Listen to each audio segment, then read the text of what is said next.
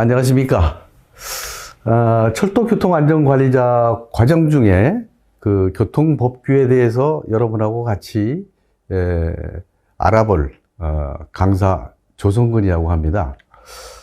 간단히 제 양력을 말씀을 드리도록 하겠습니다. 저는 이제 74년도에 서울 지하철이 처음 생길 당시에 시청역 영무원에서부터 제가 좀 시작을 했어요. 시청역 영무원에서부터 이제 시작을 했다가 80년 초반에 차장을 거쳐서 기관사를 했고요. 그 이후에는 84년도에 서울 메트로로 이제 공사화가 되죠. 이때부터 이제 기관사도 했고, 그다음에 이제 철도와 관련된 교육기관의 면허팀장, 그다음에 기술연구소장, 또 운전처장을 했습니다. 그 다음에 이제 제가 퇴직 무렵인 2014년에 국토부의 철도안전감독관으로 갈 기회가 있었습니다. 그래서 5년 동안 국토교통부의 철도안전감독관으로서 전국에 있는 철도에 대한 그 안전과 관련된 내용을 돌아볼 수 있는 기회가 있었고요. 그 다음에 현재는 지금 국토교통부의 철도기술심의위원, 그 다음에 국가교통안전실무위원, 그 다음에 이제 한국교통안전공단의 이제 철도 종사자에 대한 자격 시험 관리위원이나 그 다음에 운전면허 시험위원으로 지금 있습니다. 그 외에 지금 현재는 철도운전기술협회와 철도전기기술협회에서 철도 전문 기술자들에 대한 강의인데, 주로 이제 철도 안전 법령과 관련된 내용들을 제가 주로 강의를 하고 있습니다. 여러분들께서 이제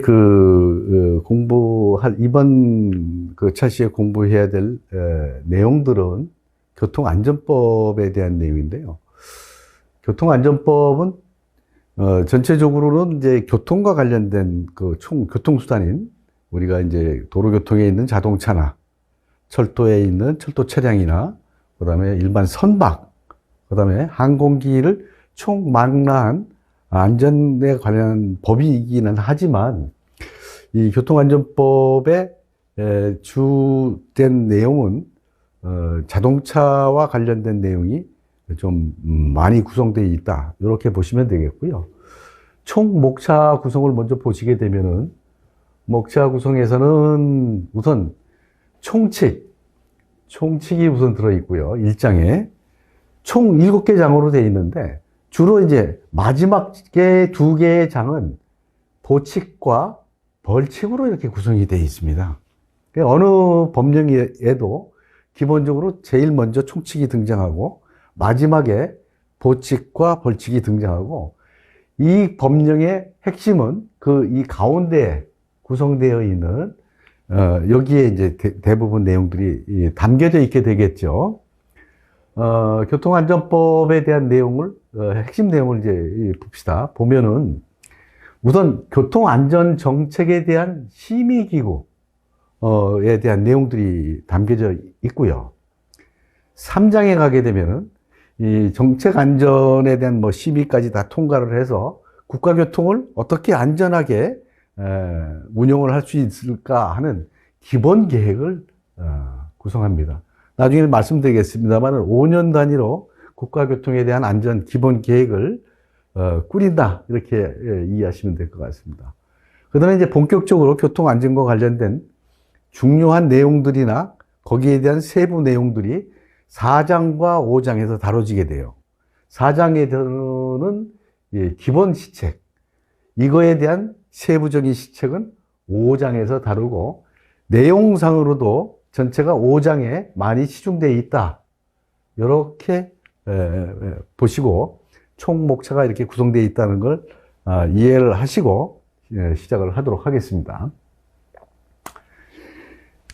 자, 1장 총칙입니다. 1장 총칙에서는 일반적으로 여기 그 목차가 이렇게 구성이 되어 있는데요.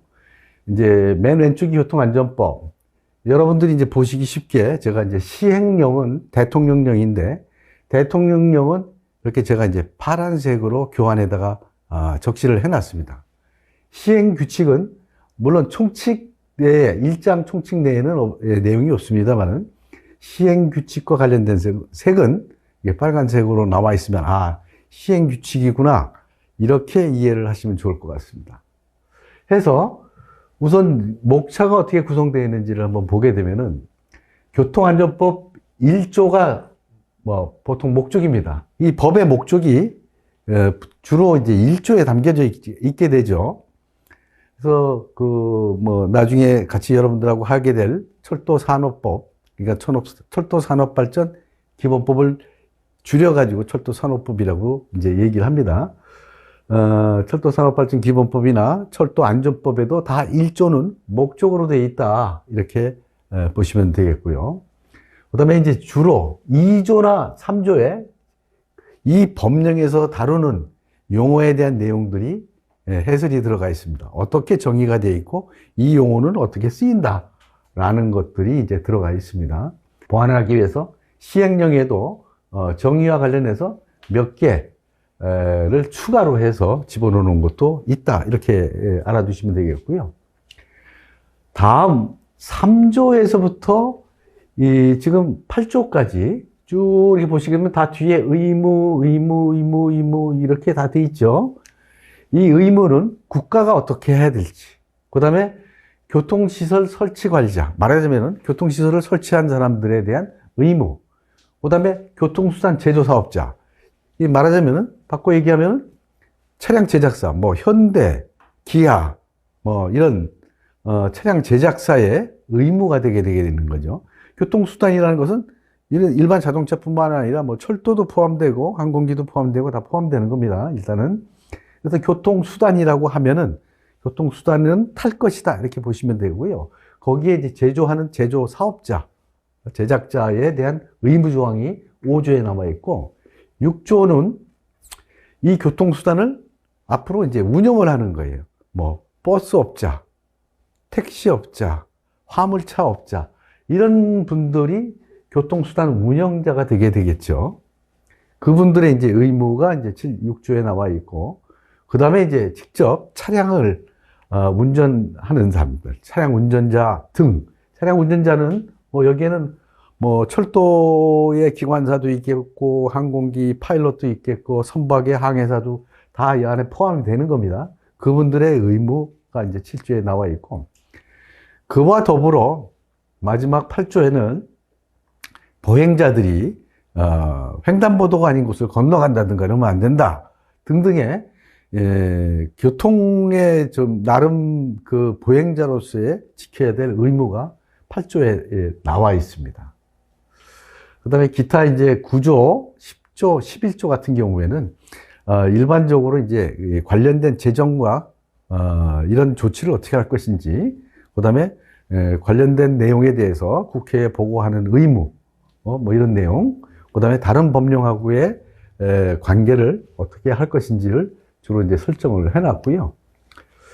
구조에서 보시게 되면은 최근에 좀 신경을 쓰게 여러분들이 보셔야 될 게, 최근에 이제 많이 개정된 내용입니다. 운행기록 장치와 차로 이탈 경고 장치라는 것이 있어요. 이거를 갖다가 민간의 이 자동차에 주로 이제 달게 되는데, 이 달게 되면은 여기에 대해서 정부에서 일정 부분 지원을 해줄 수 있는 근거를 시행령에서 마련을 해놨다, 이렇게 보시면 되겠습니다. 자, 목차는 이렇게 좀 상세히 설명을 드린 것이 목차의 구성이 어떻게 되어 있는지를 우리가 이해를 해야지만 전반적으로 법령이 어떤 체계대로 구성되어 가고 있는지를 갖다가 좀 더 이해하기가 쉽기 때문에 설명을 드렸습니다. 자, 목적 1조입니다.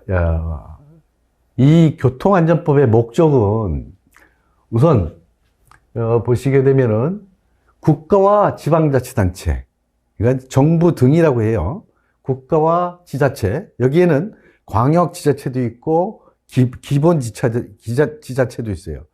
지방자치단체를 줄여서 이제 지자체라고 이제 얘기를 하죠, 통상. 그래서 국가와 지자체가 교통안전과 관련된 의무 추진 체계, 또 관련된 시책 등을 규정을 해요. 규정을 해놓고 이를 종합적이고 계획적으로 추진을 해서 궁극적으로는 교통안전 증진에 이바지하겠다라는 것이 이 1조 목적에 되어 있습니다. 목적에 대한 내용들은 그렇게 이해를 하시면 될 것 같고요. 자, 다음 2조를 보겠습니다. 용어의 정의입니다. 용어의 정의를 보게 되는데, 이 용어의 정의를 여러분들께서 명확하게 이해를 하셔야지만 전체적으로 교통안전법을 이해를 하는데 무리가 없어요. 그래서 여기에 이제 교통수단부터 쭉 설명을 드릴 텐데, 그 내용을 여러분들께서 잘 이해를 하시면 좋을 것 같습니다. 자, 교통수단을 먼저 보시게 되면은 우선 탈 것이라는 거예요. 사람이 이동하거나 화물이나 이런 것들을 하는데 이용하는 운송수단을 갖다 교통수단이라고 그래요. 그러니까 우리가 그냥 간단하게 얘기해서 자동차가 교통수단이다. 여기에 덧붙여서 항공기, 철도 차량, 그 다음에 선박 이런 것들이 다 들어간다 이렇게 보시면 되겠고요. 여기 보시게 되면은 차마 또는 노면전차, 철도 차량 이런 것들이 이제 지상에서 이제 움직이죠. 여기는 지금 뭐 철도 뭐 트럭 하나만 이제 그려놨습니다만은 이렇게 차량들이 육상교통에 이용하는 차량과 그다음에 선박 이런 것들이 수중 항행에 사용하는 선박. 여기 뭐 컨테이너 선 것 같아요. 지문 안 실어놨네요. 그다음에 이제 항공기 이런 것들이 다 교통수단이다 이렇게 정의를 해놓고 있습니다. 그러니까 교통수단 그러면 일단 자동차 탈 것이다 이렇게 이해하시면 좋을 것 같습니다. 다음 교통시설을 보겠습니다. 교통시설은 우리가 흔히 많이 보는 거예요. 우선 우리가 많이 보는 도로교통을 위주로 해서 한번 보게 되면은 뭐 여러 가지 뭐 여기 공작물 뭐 이런 용어가 있긴 합니다만은 이제 우리가 제일 많이 보는 것이 교통안전표지 같은 거가 되겠죠. 교통안전표지 같은 것들이 있겠고, 교통안전표지와 그다음에 그 외에 이제 관제시설, 그렇죠? 차량이 어떻게 움직이는지, 어떻게 가야 되는지에 대한 정확한 지시나 제어를 해주는 관제시설 이런 것들이 다 포함되는데 여기에는 아까 말씀드렸듯이 교통시설에는 도로뿐만 아니라 철도 이게 다 이제 육상교통에 해당되는 거고, 그 다음에 항만, 그 다음에 공항, 이런 것들에 정확하게 이륙하고 장소하고 이런 걸 갖다가 지시하고 가르치는 그 모든 것들이 이제 시설에 포함이 돼요. 그래서 이 교통시설이라는 것은 아까 요 전에 설명을 드렸던 교통수단과 더불어서 교통시설은 이 교통수단이 잘 이용이 될 수 있게끔 만들어 놓은 공작물이나 뭐 표지나 이런 것들이겠구나. 이렇게 이해를 하시면 될 것 같습니다. 그 다음 이제 교통체계를 보겠죠. 교통체계. 이제 교통수단 받고 시설 받고 이제 체계가 필요한 거예요. 거기에 이제 소프트웨어죠. 소프트웨어는 기본적으로 이제 그런 화물이나 사람에 대한 이동을 하게 되는데 이 교통수단이나 교통시설에 대해서 잘 이용할 수 있는 프로그램들이 있어야 될 거 아니에요. 안전하게 이용할 수 있는 프로그램이 있어야 될 거 아니에요. 그리고 이걸 갖다가 하게 되는 법령이나 법규나 이런 관련된 제도들이 다 포함이 되어 이런 것들이 다 포함이 되어서 교통체계라 부른다. 이렇게 정의되어 있습니다. 다음을 보겠습니다. 교통사업자라는 것이 나옵니다. 교통사업자. 교통사업자는, 뭐, 쉽게 얘기해서 교통을 가지고, 호구지책, 밥벌이를 하는, 좀 이제 직업적으로 이제, 하는 교통을 가지고 직업을 교통으로 한다. 이런 분들이 되겠죠. 여기에는 범위가 굉장히 넓습니다. 여기 보면은, 아까 말씀드렸던 교통수단 운영자, 그러니까 차량 사업자, 버스 사업자 같은 분들이죠. 예를 들자면. 그 다음에 교통시설 설치 관리 또는 운영. 그러니까 뭐 터널을 건설을 해놓고 또는 고속도로를 건설을 해놓고 그 다음에 거기에 관련된 표지를 설치해 놓고 이런 것들을 하는 분들이 교통시설 설치 관리자인데 뭐 도로교통공단 이런 분들도 다 여기에 포함되는 거예요. 그 다음에 그거 외에 통상 이제 차량 제작하는 교통수단 제조 사업자, 그와 더불어 뭐 교육, 뭐 저 같은 사람들도 교통과 관련된 얘기를 하면 교통사업자가 뭐 될 수 있다라고도 볼 수 있는 거예요. 연구, 조사, 기관, 어떤 단체의 형태를 좀 띠는 것이 명백하겠죠, 사업자로서. 그래서 관련해서 영리가 목적이든 영리가 목적이 아니든 그런 거와 관련 없이 영리, 비영리적인 교통과 관련된 모든 활동을 하는 사람들 다 포함해서 교통사업자라 부른다. 그러니까 교통사업자는 굉장히 큰 범위예요. 여기에는 그다음에 뭐 제작자도 들어가고, 그다음에 운영자도 들어가고, 그다음에 시설을 갖다 설치하는 분들도 들어가고, 여기에 뭐 교육도 하거나 연구를 하거나 이런 분들도 다 포함돼서 교통사업자다, 이렇게 정의하고 있다, 이렇게 이해해 주시면 될 것 같습니다. 다음을 보겠습니다. 지정행정기관. 지정행정기관, 여러분들이 교통안전법을 이 수업을 하면서 많이 나오는 용어예요. 지정행정기관, 그 다음에 조금 이따가 또 설명을 드릴 교통행정기관에 대해서 여러분들이 명확하게 내용을 이해를 하셔야 돼요. 우선 지정행정기관 그러면은, 지정행정기관은 일단은 이퀄 중앙행정기관, 행정기관이다. 이건 정부 행정기관이에요. 이 지정행정기관은 중앙행정기관이라 이렇게 나와 있잖아요. 이 정부조직법에 나와 있는. 이 중에서 14개, 여기가 이제 보시게 되면 8과 9가 넘어가기 전에 8-2가 하나 생겼죠. 그러면서 마지막에 14는 국무총리가 지정하는 중앙행정기관, 이렇게 해서 통상적으로 14개 기관이 그 지정행정기관으로 되어 있다, 이렇게 보시고, 여러분들이 이제 우선 이거를 이제 주로 주관하는 곳이 국토교통부가 되겠죠. 국토교통부, 교통자가 들어가는데 빠지면 안 되죠. 이게 들어가고, 그 다음에 선박과 관련된 거는 해양수산부에서 관리하고 있습니다. 그거 외에 우리가 이제 뭐 안전과 관련된 내용들은 행정안전부에서 주로 많이 다루고 있고, 그 외에 기획재정부, 교육부, 법무부, 문화체육관광부, 농림축산식품부, 산업통상자원부, 보건복지부, 환경부, 그 다음에 여성가족부도 들어갑니다.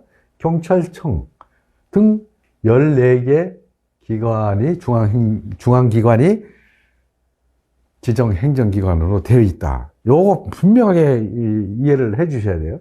그러니까 이건 법에는 대통령령으로 정하는 행정기관이라고 그랬는데, 제가 이게 파란색으로 이렇게 표시된 이 내용이 대통령령에 나와 있는 내용입니다.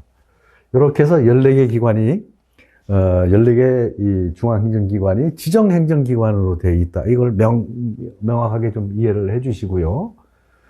다음을 이제 보시게 되면은 교통행정기관이라는 게 있습니다. 많이 나오는 용어예요. 지정행정기관이 교통행정기관한테 보고를 하거나 그 내용을 갖다 협조를 하거나 이런 내용들이 법령을 보면은 나오는데, 명백하게 교통행정기관이 무엇이냐, 여기에는 아까 말씀드렸던 지정행정기관이라고 했던 중앙에 14개의 중앙행정부처가 있었죠. 이 그 지정행정기관 더하기 지자체, 이렇게 보시면 좋을 것 같습니다. 지방자치단체인데 여기에는 광역과 기초가 다 포함이 되어 있어요. 이렇게 지방자치단체, 광역 지방자치단체, 기초지방자치단체, 그 다음에 아까 조금 전에 설명드렸던 지정행정기관이 다 합쳐서 이를 교통행정기관이라고 부른다. 다시 말씀드리면 교통행정기관은 범위가 더 크다, 지정행정기관보다. 지정행정기관은 교통행정기관에 당연히 포함되는 거예요. 명확하게 이제 이해를 좀 해 주셔야 됩니다. 여기에 보게 되면은 여기 나와 있는 지정행정기관의 장에 시도지사라는 말과 시군구청장이라는 말이 있어요. 요거는 위에서 얘기하는 이 시도지사는 광역지방자치단체 17개의 우리가 이제 도가 있죠. 도지사, 뭐 경기도지사서부터 이 제주도 같으면 제주특별자치도지사예요. 그 다음에 광역시, 우리가 뭐 울산광역시, 인천광역시, 대구광역시 등 6개 광역시가 있고, 그 다음에 서울특별시가 있고, 이분들은 시도지사라고 이렇게 함축해서 얘기를 하는 광역지자체에 해당이 되는 것이고, 그 아래 시장, 군수, 구청장. 그 이제 이 구청장에서는 자치구의 구청장, 말 그대로 선거에 의해서 뽑히는 구청장만 해당이 되는 거고, 도지사가 임명으로 하는 그런 또 구청장이 있어요. 또 그 광역시장이 임명하는 구청장이 있어요. 예를 들자면 고양시를 보게 되면은 고양시가 있죠. 고양시에 뭐 화정구, 일산구 뭐 이런 게 있는데 거기에 보면은 거기에 구는 자치구가 아니에요. 말 그대로 고양시장이 임명하는 거예요. 그래서 거기는 자치구라고 안 하고 비자치구라고 합니다. 예를 들자면은. 그래서 말하자면은 광진구청장 선거에 의해서 되죠. 종로구청장 선거에 의해서 되고요. 이렇게 자치구의 구청장만 안에 해당이 되는 거고, 뭐 군수는 뭐 여러분들이 잘 아시다시피 우리가 군 단위의 수장 선거에 의해서 되죠. 그 다음에 이 시장은 어떤 시장일까요? 그러니까 큰 아까 얘기했던 여기에 광역시나 특별시에 해당되지 않는 거. 그 다음에 자치도에 해당되지 않는 그런 시가 있겠죠. 말하자면 수원시, 뭐 화성시 이런 게 이제 해당이 되는 거예요. 거기에 이제 시장, 군수, 구청장이 기초 자치단체다. 지자체. 이렇게 해서 광역과 이 기초 자치단체를 다 합쳐서 우리가 통상 지자체라고 이제 부르고 있고요. 이 지자체장들이 이 교통행정기관에 포함이 된다. 이렇게 보시면 되겠습니다. 자, 밑에 교통사고까지 좀 같이 보겠습니다. 자, 교통사고. 교통사고는 뭐, 말 그대로 사고는 우리가 일상적으로 많이 보고, 언론에서 듣고, 또 목격하기도 하고 그러죠. 그래서 교통사고를, 일단은, 교통수단, 탈 것에 운행과 관련된 항행, 운항 다 똑같은 얘기인데, 결국 움직임에 의해서 사람이 다치거나, 물건이 파손이 되거나 하게 되면 이걸 교통사고다라고 정의하고 있습니다. 자, 여기까지 설명을 드리고요. 다음 보겠습니다. 그 다음에 교통수단 안전점검이라는 내용이 있고, 교통시설 안전진단이라는 내용이 나옵니다. 뭐, 여기서 이렇게 얼핏 보시게 되면은, 요거는 뭐, 수단과 점검이라는 말이 있고, 여기는 시설과 진단이라는 말이 있어요. 그러니까, 수단에 대해서는 점검을 할 수가 있지만, 시설은 점검을 한다기보다는 시설이 안전한지를 진단을 한다. 이렇게 이해를 하시면 될 것 같아요. 그래서 탈 것, 자동차에 대한 운용하는 것 등에 대한 점검을 한다 할 때 교통수단 안전점검이라는 용어가 있는데, 교통행정기관, 아까 지정행정기관 플러스 지자체라고 그랬죠. 아는 곳에서 소관된 교통수단에 대해서 위험 요인을 갖다가 평가하고 점검하고 뭐 조사하고 하는 것들이 다 교통수단 안전점검이다. 이렇게 보시면 되겠고요. 교통시설 안전진단은 말 그대로 거기에 이제 도로가 있거나 뭐 육성로, 항공로, 공항 뭐 이런 것들에 대해서 정상적으로 안전하게 시설물이 유지가 되고 있는지를 측정하고 평가하고 그다음에 거기에 위험 요인이 있는지 없는지를 갖다가 알아보는 이 모든 활동이 안전 진단이라고 하기 때문에 여러분들께서는 교통수단 안전점검, 교통시설 안전진단 이렇게 이해를 하셔야지만 이 법령에 나온 체계를 명확하게 좀 이해하실 수 있다. 이렇게 보시면 되겠습니다. 자, 단지 내 도로. 단지 내 도로. 용어의 정의는 여기 단지 내 도로까지 이제 설명을 드릴 텐데요. 우선 단지 내 도로는 최근에 우리가 이제 단지 내에 있는 도로가 굉장히 그 여러 가지의 사정들이 많이 복합적으로 얽히면서 단지 내 도로에 대해서 교통안전법에서 다루면서 들어가도록 되어 있어요. 이게 몇 년 안 됐어요. 이 단지 내 도로가 교통안전법에 들어와 있는 것들이. 우선 단지 내 도로는 무엇인지를 살펴보면은 단지 내 도로는 공동주택관리법에 따라서 이게 해당되는 단지만 그 안에 있는 도로를 단지 내 도로로 정의를 하고 있어요. 내용은 대통령령으로 이제 정해놨는데 여기 보면은 대통령령이 이건데 이 우선 공동주택관리법에서 대상되는 단지 내 도로를 가질 수 있는 곳이 어딘가 하는 것이 여기 나와 있는데 여기 보시면 우선 300세대 이상 되는 공동주택은 일단은 해당돼요. 그리고 300세대도 안 되지만 150세대 이상 되게 되면은 승강기가 설치가 돼 있어.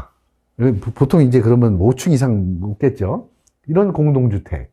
그 다음에 중앙집중 난방을 쓰게 되면 150세대 이상만 돼도 단지 내 도로에 대한 관리를 해야 되는 그 단지 내 도로로 인정을 한다 이거죠. 그 다음에 주상복합 건축물도 거기에 해당됩니다.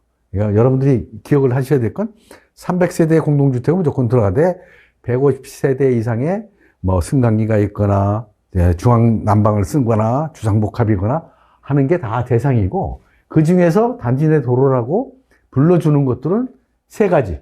차도, 보도, 자전거 도로 이 세 가지를 단지 내 도로로서 관리를 한다. 이렇게 이해를 하시면 될 것 같습니다. 자, 이번 시간은 여기까지 하고 다음 시간에는 대상별 교통안전 의무에 대해서 여러분하고 같이 알아보도록 하겠습니다. 자, 수고하셨습니다.